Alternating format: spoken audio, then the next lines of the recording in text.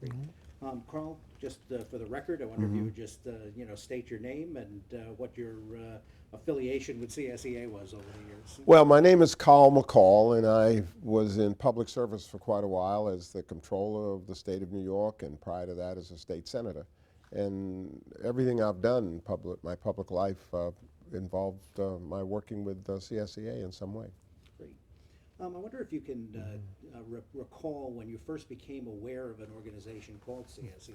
Well, it was quite a while ago. It was, I was, even before I ran for office, I was involved in voter registration campaigns down in New York City, which is where I'm from.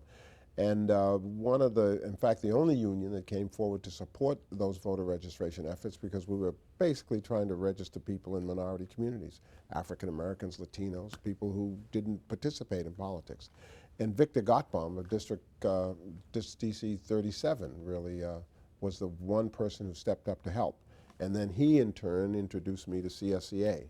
But it was, District Council 37 was right there working with me in the city, and Victor said, well, we ought to do this statewide. So we said, okay, and that's when we got in touch with CSEA, and they, again, were the only union to help run a statewide voter registration campaign aimed at minority voters.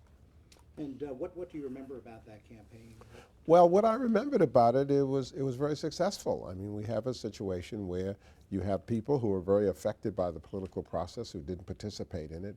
And so it was an educational process, going out and explaining to people why they should register, why they should vote, and the fact that they could make a change. They could have some impact on the issues that affected them if they became registered voters.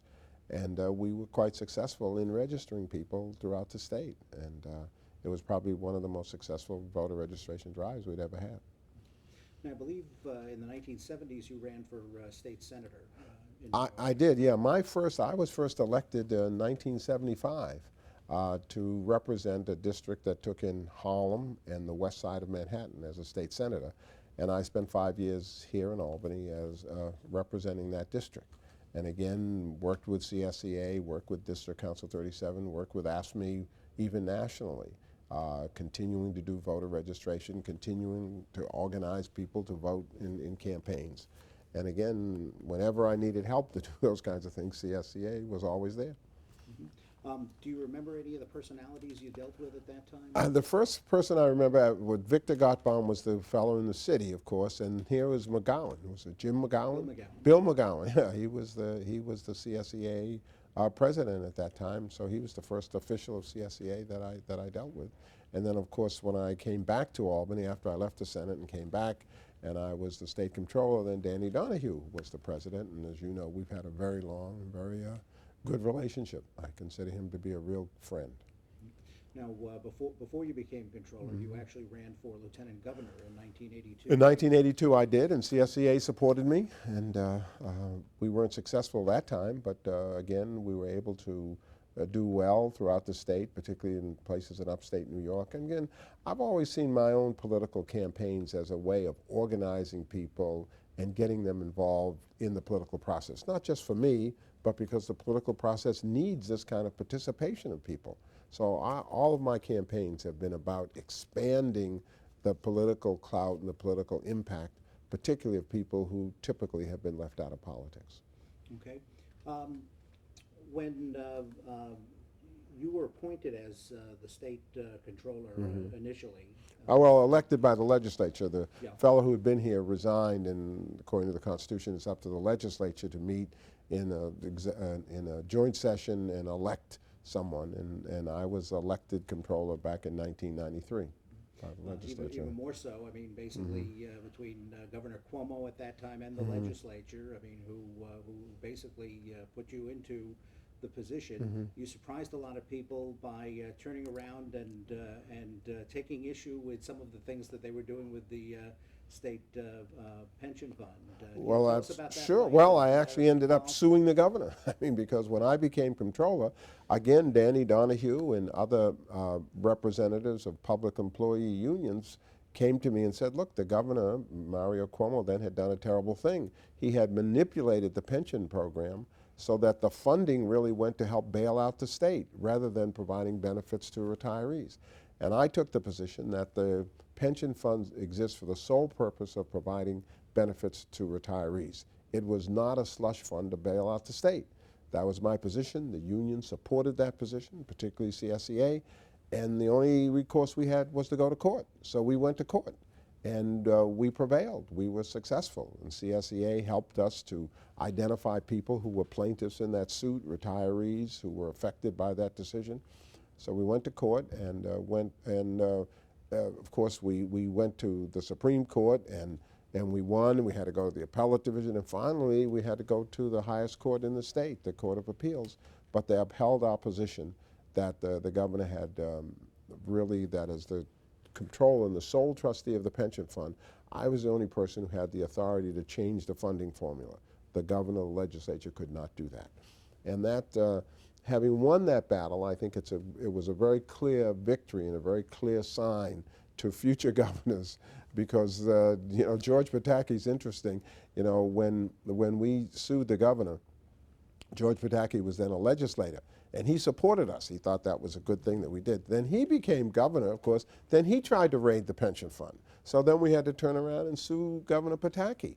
But once more, we were upheld, and the principle is now very clear, that governors, legislators cannot manipulate the pension fund. The pension fund's integrity and independence is solid, and it's there just to provide benefits to retirees, which is what it should do. That was a very courageous stand that you had to take very early in your tenure. Was it a difficult decision to make? It was difficult, but it was the right thing to do. And again, you know, I had got a lot of advice from Danny Donahue and other union leaders who thought this was important. We went out and got good lawyers to represent us, but it was, you know, that's what you have to do in public service. You have to take a stand and do what is right. And it pays off. I mean, I think I've enjoyed a very good relationship, ongoing relationship with members of CSEA and other unions, because they knew that it was very clear that I was there representing them and that I was going to stand up for the things that they deserved. Tell us a little bit more about the crux of that decision. You were talking about the fact that it was very important to maintain it clearly that the controller was the sole trustee of the fund, but in terms of the integrity of the fund, what did your lawsuit really do in terms of the long-term interest of the fund? Yeah, well, it really established the fact that the funding for the pension fund, the amount of money that the state put into the fund, that had to be determined by the controller based on what was the best thing to do from an actuarial point of view, so that the pension fund could be adequately funded. And it meant that the state couldn't change that formula in such a way that they were putting in less money than was necessary to keep the fund solvent. And we were in a situation that if we had not done that, this process could have continued, and they could have gone through a long process of taking more and more money out of the fund, which could eventually affect the benefits that retirees would receive. And we were able to make sure that there was enough money so that there were benefits, and in fact, as you know, we even expanded the benefits that were available to retirees. This is a very complex issue, though, not one that's not very easy to explain to the public or even some of the interested parties.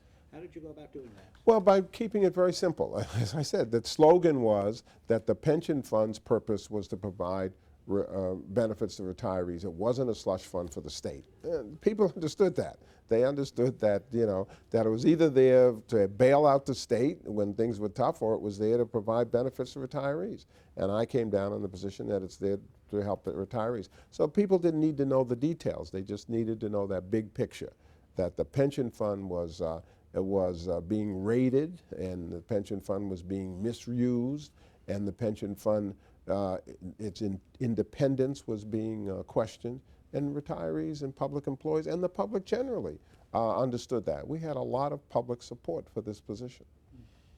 When you ran for re-election as controller in 1994 and 1998, what role did CSEA play in your campaigns, and how important was that? It was very important, and they played a big role. They were early in endorsing me in '94 and in '98, And you see, the thing about CSEA, since it's a statewide union, I mean, it's really important to have them with you because it means in every community where you go, where you're running, every community where you're organizing, you've got CSEA people in those communities. Every city, town, village, there are CSEA people.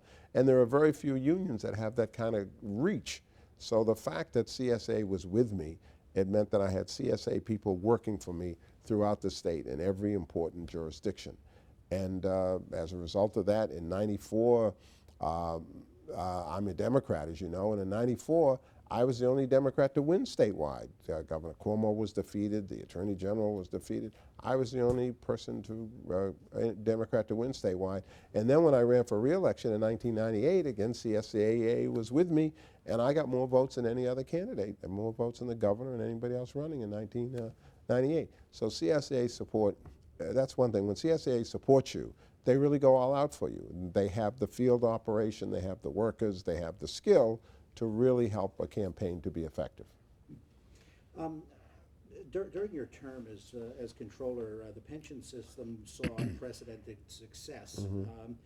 That provided a great deal of flexibility to New York and its localities on budget issues, but recent experience for the economy in general and the pension system in particular have not been as good, and there's been a lot of criticism of your stewardship of the system as a result. How do you respond to those critics? Well, people like to find somebody to blame, but the fact is that we had unprecedented success with the pension fund. And while I was managing the pension fund, we outperformed every other large pension fund in the country. So I think we did a good job because we diversified the pension fund. We had it in a variety of what we call asset classes. We had stocks and we had bonds and we had real estate. We invested both nationally and internationally, and the diversification made a big difference. Now, the fact is that a pension fund of this size, it's over $100 billion, you have to put a good portion of it into the stock market. I mean, that's one of the places where you put money, and when the stock market's doing well, you do well. When the stock market isn't doing well, you don't do as well. So the criticism is really unfounded. It's really it's the result of market forces. Over the last few years, the stock market has not done as well, and therefore the pension fund hasn't done as well. It's done well enough to meet its obligations, and some of the people who are complaining and criticizing the local officials who have to contribute more to the pension fund.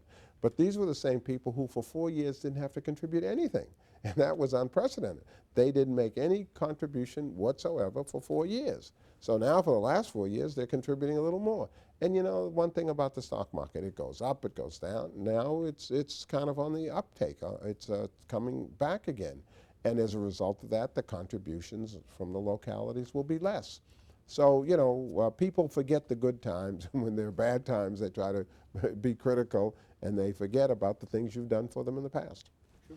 Well, one of the things that you were able to do as a result of the success in managing the fund was to enact a permanent COLA for retirees, and I think it's fair to say that CSEA would look at that as one of the most significant accomplishments in the union's history. I wonder if you would talk about how that came about and what role CSEA leaders had in that action. Well, when I became comptroller, I spent time listening to, first of all, the people in my own office, CSEA people in my own office who were part of the local chapter there, talked to me about what their concerns were. Danny Donahue and other officers talked to me. And it was clear to me that they needed to have, the pension system had to have the ability to increase its benefits as the cost of living went up. I mean, you can't live on a fixed income, which is what a pension is, if nothing else is fixed. So if the cost of living is going up and you're paying more for your basic services and goods, the pension has to reflect that, give you that same flexibility. So we came up with this notion that we had to have a COLA, a cost of living allowance, so that as the cost of living went up, pension benefits would go up. And we were in a position, because the pension fund was doing so well, to do that. Now, it was quite a fight, because we had to get that approved by the legislature. We had to get it approved by the governor. We had to get the public to support it. To do things you really don't want the public to think you're doing something for public employees that they don't deserve. And we were able to go around the state to talk through the media to the public to say, look, this happens in private companies, it ought to happen in the public sector as well. And we're able to point out that a lot of people who have retired quite a while ago at low wages were now getting a pension benefit that hardly, they were still living in poverty. So they needed this additional help. And we had to have this system where your benefits could in fact go up to keep up with inflation and cost of living. And it was a battle. We had to convince a number of people to do it. In fact, I forget how we got the governor on board. The governor was a little reluctant to support this. Well, Danny Donahue, CSEA, PEF, the teachers union, all the public employee unions got together and had a massive rally right here in Albany. And they had thousands of people out in front of the state capitol demanding that we pass this legislation. The legislature passed this legislation to give them a permanent COLA. I spoke at the rally and others spoke, and when I got back to my office, the first phone call I got was from the governor. He looked out at his window, he saw all those people out there, he said, "Carl, I think we ought to work together to get a permanent COLA for public employees." So it was the organizing, the advertising, the communication of letting people know why this was important, and to have this tremendous demonstration by public employees from all over the state who came here to say, this is really important, this is something we need, this is something we deserve, we ought to have it. And that's how we achieved it. But certainly the pension system had been around for about 80 years Mm-hmm. before COLA was adopted. I mean, Sure. certainly others must have thought that this was a good idea, yet you were able to make it actually come to pass. Well, that's true, but I had a lot of help, and we had good timing in that the pension fund was doing very well, and we were able to demonstrate, for instance, that the contributors, the employers, were getting tremendous benefits. As I said, they were making no contribution. So if the employers were getting great benefits from the pension fund, the employees should get benefits as well. And that's the case we tried to make, and it was a major organizing effort, which is what you have to do to get things to change. I mean, you mentioned the fact that CSEA and PEP and the teachers and other unions were involved in kind of coalescing support. I mean, that was something that was fairly unusual, concept, right? wasn't it? It was unusual, but that certainly made a difference, that everybody was on board. All the public employee unions from across the state, police, fire unions, they all realized just this is important, this is something we've always wanted, and as I said, something that they needed and deserved. And so that was the coalescing effort that really kind of brought everybody together. And that's what, when the legislators and the governor saw that kind of collective power, they said this is something we've got to do, and that's how we achieved it.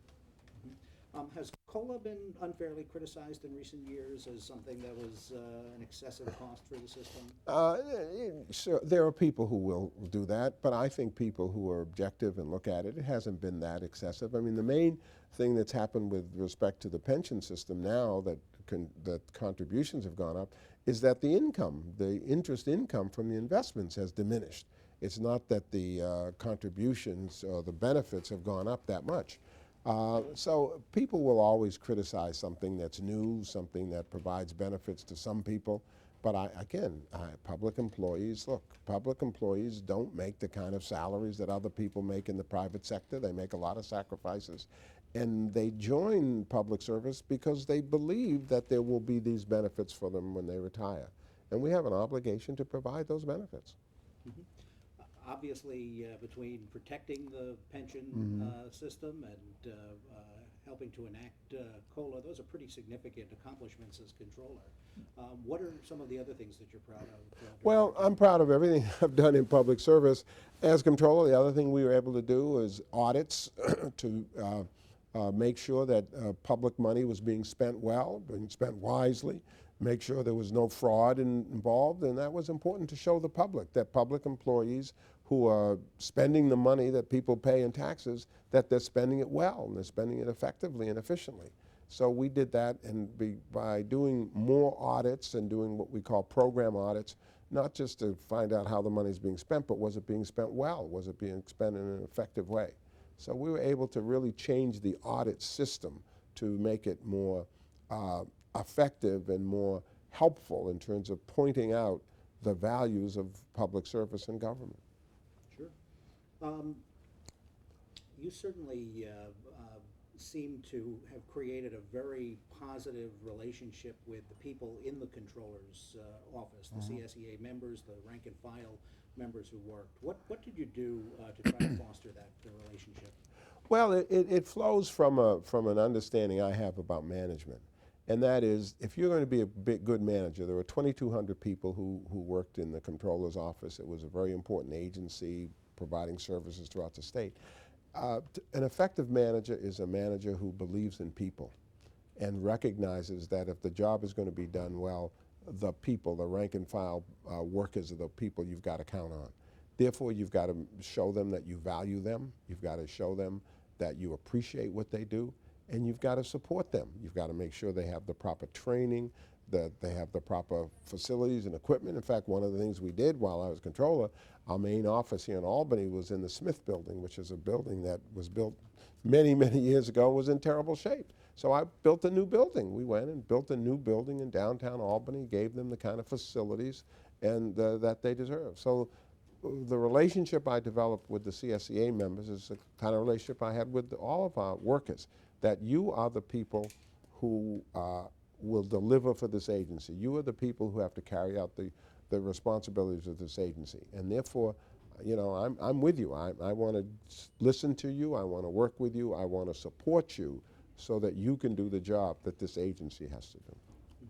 That relationship also seemed to really broaden out on a statewide basis with CSEA. I think that while you were Comptroller, I don't think you ever missed the CSEA convention, and there was always a very warm reception. It was always a good reception, and again, these are people who often aren't appreciated. You know, public servants and public employees aren't always appreciated.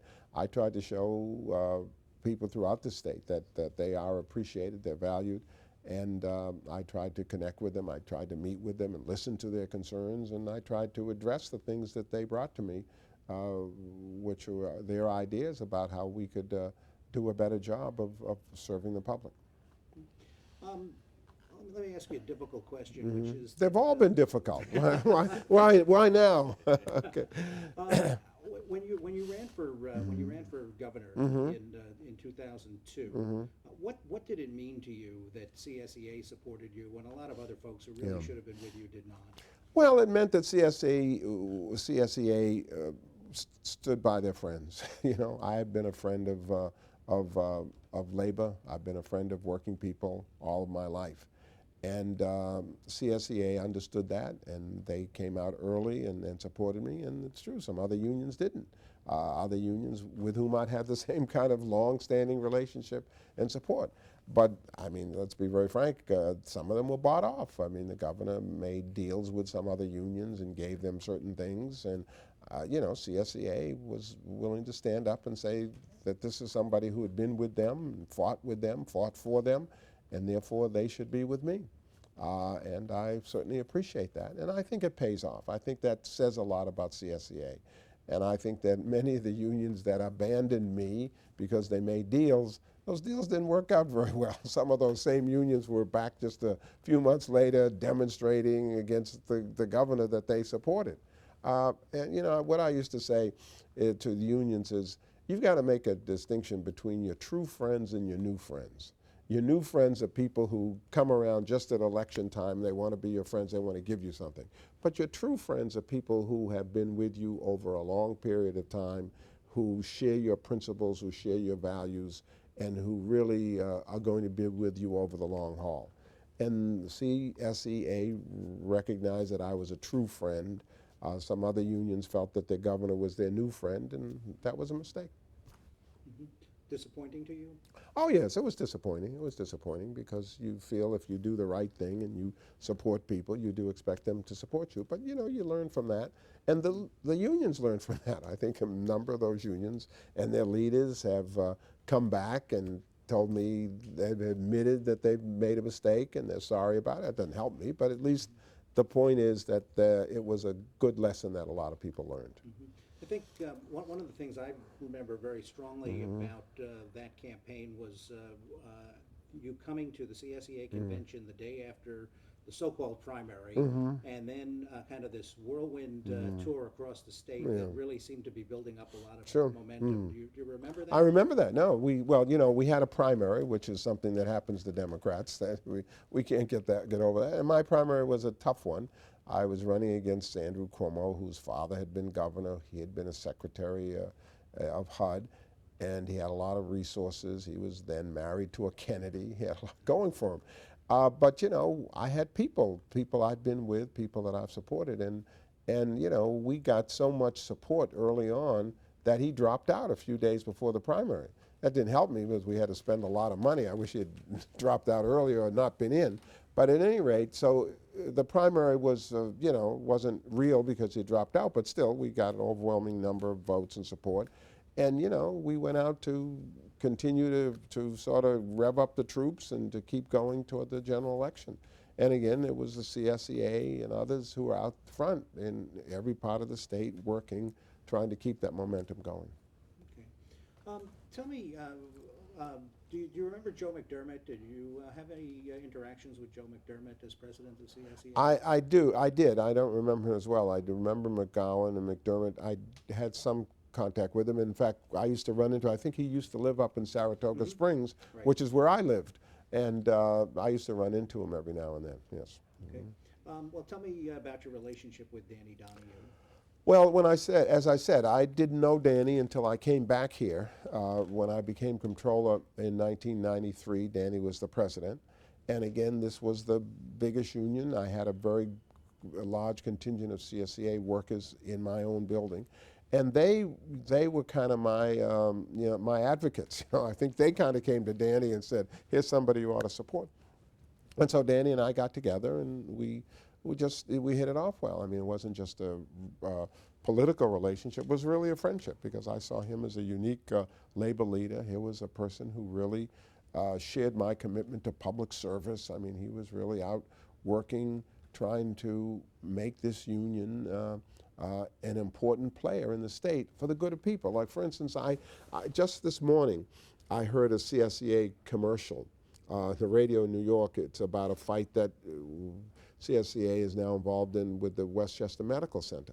And the commercial was not about the fact that there were CSEA jobs, at the Westchester Medical Center. It was about the value of the Westchester Medical Center to the population, the fact that this was an important facility that the people of Westchester needed. And so CSEA's campaign to keep this place open, to keep it solvent, isn't about CSEA, it's about public service. It's about the fact that the public needs this kind of facility. They need this kind of service, and CSEA is using its capital and its resources to promote the idea that this facility has to stay open, it has to be there because the people need it. Mm-hmm. What do you see as some of Danny Donahue's strengths as a labor leader? Well, he's a down-to-earth kind of guy. I mean, he's approachable. He's somebody who hasn't forgotten where he came from. I mean, he started out as a union organizer, and he still does that. He's able to do that. He's very articulate. He's able to express the concerns and needs of his members very well. And he knows how to operate within the political arena. And as I said, the thing I learned, he's loyal, and that's really important. And that's you don't get that kind of quality on the part of a lot of leaders. But the fact is, he's loyal to his friends, the people who support him, the people who've been with him. He's with them. You can count on Danny Donahue. He will be there with you. Why do you think CSEA has been able to survive and thrive for close to 100 years? That's a good question. I think that CSEA looks at public service the way I do, that it's a very important quality, it's an important kind of mission to serve the public. And the people of CSEA, that's what they're about. They're about serving the public. They're about meeting the needs of people in hospitals, people in facilities, people who need service, people who rely on, and everybody does, every taxpayer relies on the government, whether it's the state, local, municipal government, to provide a service to them. And CSEA, they're the heart and soul of the state workforce. These are the people who are there every single day providing vital service. And people appreciate that, they need it, And that's why CSEA has been successful for 100 years, because they've been committed to public service for 100 years. Great. Well, Carl, thank you. This has been a Okay. pleasure. My pleasure. My pleasure. Thank you. And all the questions were tough.